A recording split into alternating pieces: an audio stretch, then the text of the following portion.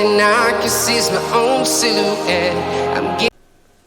Hey everybody, it's Dave Juno, the Meniere's Disease Warrior. How y'all doing? I'm doing okay for Tuesday, and this is actually really a good video to make. Because a little while ago I saw a post, because I do go through posts in groups, and see if I can help somebody by commenting a video, if they're going through a hard time, trying to get SSDI, whatever it is.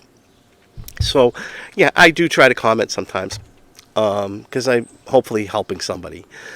But one of the posts I saw, and I was going to post something that I made about sometimes people don't understand, or sometimes I think that's what it was.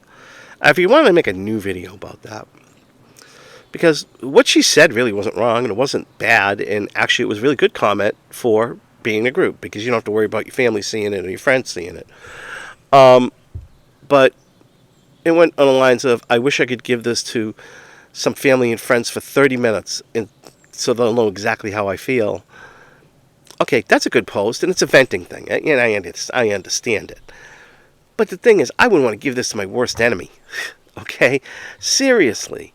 Now, in all honesty, to play the devil's advocate here, look at me.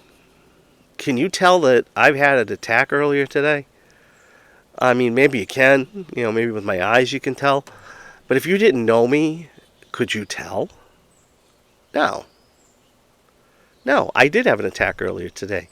My 5-year-old granddaughter decided she was going to take an LED flashlight, a very strong one, and literally right directly into my eyes, flash it. And I went down on the ground, and I have been sick ever since. The vertigo has tended to have gone away, to now it's just kind of dizziness. I don't feel comfortable enough to drive a car. I don't feel comfortable enough to do anything out on my own, except I'm sitting on my deck right now. Figured, better scenery. But if you didn't know me, you couldn't tell that I'm not feeling that good right now, and I'm not. So, yeah, that's half the reason is people don't understand is because you don't look sick. That's probably, I would say, maybe 80% of it, 90% of it is the reason why they don't understand. Is because you don't look sick. If you break an arm or your wrist, they can tell you got a broken wrist, you get a cast on your hand. It's just the way it is. You don't look that bad. I got diabetes. Do I look like I got diabetes? No, but I do.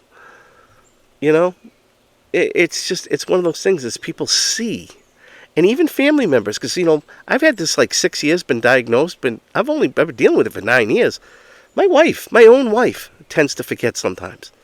And she makes comments. And that's fine. I don't get mad at her, because it's just like, all right, she forgot, or, whatever, something else going on with her.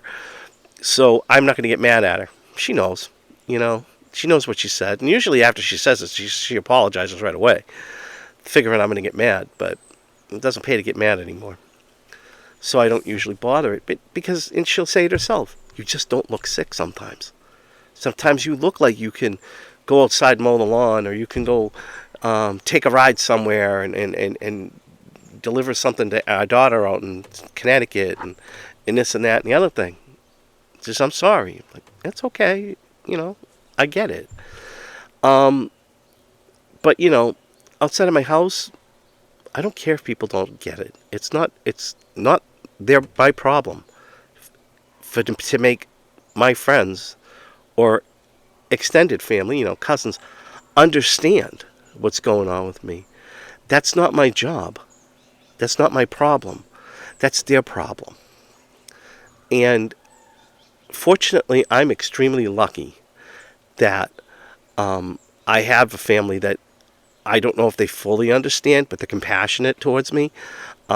My brother is really good about it, and is also very concerned, and he's done a lot of research on it. So, kudos to my brother. He took the time to understand what I might be going through, and he understands it.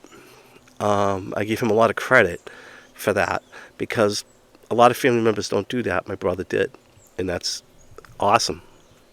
So, yeah, don't, unless it's become abusive, then get out of the situation.